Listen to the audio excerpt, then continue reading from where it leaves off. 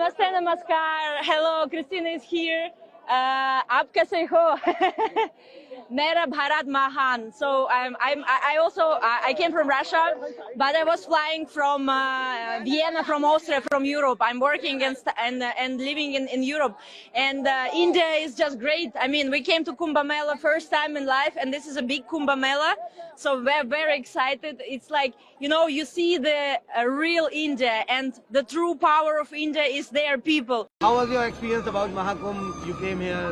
It's been beautiful. It's so well organized. The streets are clean. The people are so friendly and happy. Thousands and thousands of pilgrimage people just enjoying the beauty of You the have Kumbh a Mela. beautiful tilak on your forehead. What Yeah. about this getup?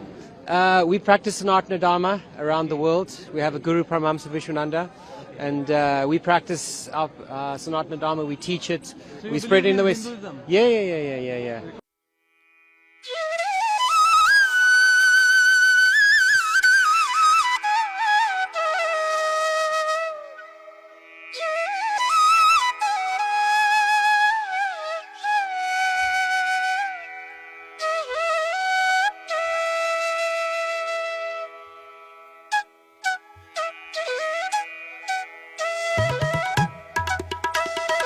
जय हिंद दोस्तों। विश्व के सबसे विशाल आध्यात्मिक एवं सांस्कृतिक समागम महाकुंभ 2025 का तीर्थराज प्रयागराज में शुभारंभ हो गया है। इस पवित्र अवसर पर प्रयागराज ने समस्त आगंतुकों का स्वागत करते हुए महाकुंभ के प्रथम स्नान की शुभकामनाएं दी है। ऐसे में ही विश्व से आने वाले श्रद्धालुओं के लिए सबसे उन्नत और अत्याधुनिक स्लीपिंग पॉड सिटी का निर्माण भारत में पहली बार कराया गया है। And look around, it's thousands of people and the vibe I cannot even transfer.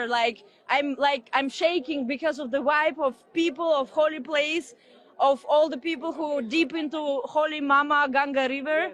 Thank you so much. I love India. Mera Bharat Mahan. Came from Berlin right now, so it's great, it's just great. Even I love festivals, I love musical festivals, but spiritual festivals, it is my first experience, yes, here. Good or bad? I don't ask. End of the day. It is, no, it is great, it's just great. तरीके से सुविधाओं की बात की गई। फिर ये भी बात की गई कि अगर आपके पास नहीं है इतनी फैसिलिटी या फिर रिसोर्सेज इतने नहीं है तो कौन कौन से ऑप्शंस आपके पास हैं, कहाँ कहाँ पर आप जा सकते हैं, कनेक्टिविटी का क्या क्या मोड है, वो सारी डिटेल्स बताई गई। उसके साथ आप ये देखो खाने पीने का जो है वो बताया गया। तो मतलब मैं कहूँगी कि बहुत डिटेल में वीडियो बनाई गई। और इसके साथ साथ एक चीज़ जो मुझे वीडियो देखकर समझ आई कि जब आप मतलब कुंभ मेला में आते हो तो वहां पर स्नान तो करते हो। दोस्तों आपको बता दें कि महाकुंभ के इस खास अवसर पर देश विदेश से श्रद्धालु प्रयागराज महासंगम पर पहुंच रहे हैं और ये यात्रा सुगम करने के लिए हर तरह की तैयारियां की गई है। बता दें कि उत्तर प्रदेश में भारत का पहला स्लीपिंग पॉड्स बनाया गया है। लंबी यात्रा करते हुए प्रयागराज पहुंच रहे श्रद्धालुओं के लिए प्रयागराज रेलवे स्टेशन के बाहर ही स्लीपिंग पॉड्स का निर्माण किया गया है। सिंगल, डबल और परिवार के साथ अलग अलग स्लीपिंग पॉड्स बनाए गए हैं। इसमें आपको AC, wifi, mobile charging, laptop charging, कंबल, शीशा, बाथरूम को लेकर हर तरह की सुविधाएं यहाँ पर उपलब्ध कराई गई है। दोस्तों महाकुंभ के दौरान किराए में इजाफा जरूर होगा। इसी कारण प्रशासन प्राइवेट सेक्टर के साथ मिलकर श्रद्धालुओं के लिए हर तरह की सुविधाएं का निर्माण कर रहे हैं। महाकुंभ के मद्देनजर प्रयागराज जंक्शन पर रेलवे स्टेशन का निर्माण करीबन 900 करोड़ रुपए से किया गया है, जहां रेलवे के नॉर्थ सेंट्रल जोन के जरिए रेलवे यात्रियों के लिए स्लीपिंग पॉड बनाए गए हैं। दोस्तों अगर आप कुछ घंटों के लिए महाकुंभ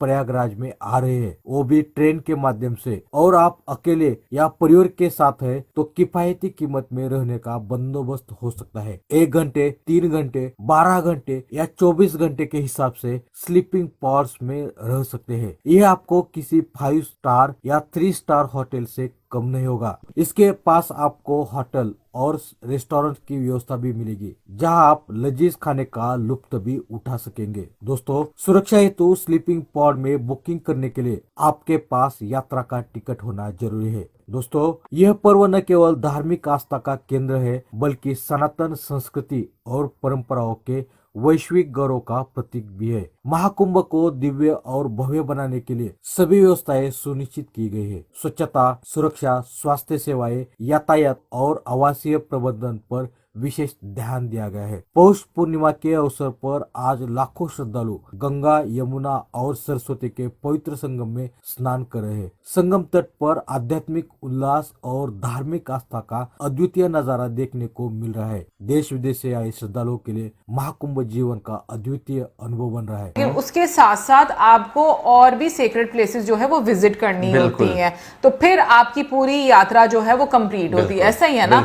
और इनफैक्ट मेरा ख्याल में कि जो स्पेशल डेज बताए गए हैं, मतलब जैसे बीच में महाशिवरात्रि का बताया गया, फिर अभी मकर संक्रांति आने वाली है वो बताया गया, फिर पूर्णिमा का बताया गया, वसंत पंचमी का बताया गया, तो मतलब एक दो और भी थी बीच में। तो ये सारी वो डेट्स बताई गई हैं जो कि बहुत ही ऑस्पिशियस समझी जाती हैं कि जहाँ पे स्नान करना जो है बहुत ही उसका एक खास महत्व है। तो मैं बेसिकली ये पूछना चाहूंगी कि लाइक ये जो बाकी मतलब जो ये जो डेट्स हैं इनमें इतना ज्यादा मतलब क्यों इनका महत्व क्यों है कि स्नान करना इनमें जो है वो इतना अच्छा क्यों समझा जाता है, उसके पीछे क्या कॉन्टेक्स्ट है।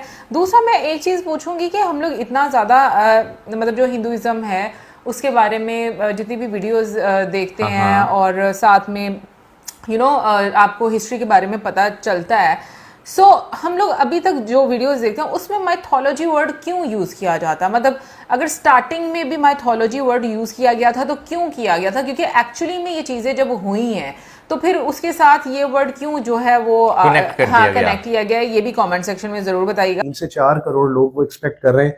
और यार यहाँ पे फ्रेंकली स्पीकिंग एक स्टेडियम के अंदर 50,000 बंदा जिस वक्त इकट्ठा हो जाता है, तो आप ये देखते हो कि जहां तक आपकी नजर जा रही है सिर्फ आपको इंसानी सर नजर आ रहे होते हैं, और you feel lost, you feel like कि you are very petty and very tiny among all those people.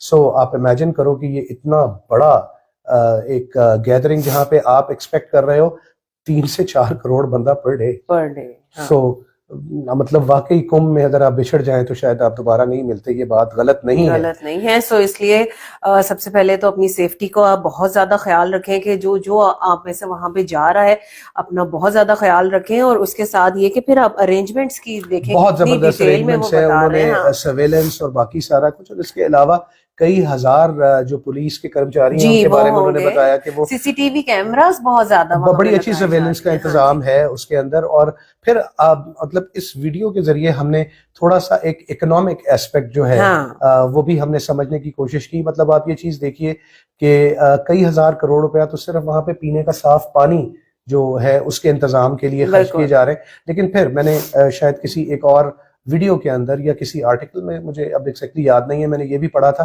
कि कई हजार से कई लाख करोड़ तक की आमदन भी होती है थ्रू आउट द इकोनॉमी। मतलब एक जबरदस्त बूस्ट मिलता है। तो दोस्तों, अगर आपको वीडियो पसंद आ जाती है तो कृपया लाइक, कमेंट और सब्सक्राइब कीजिए।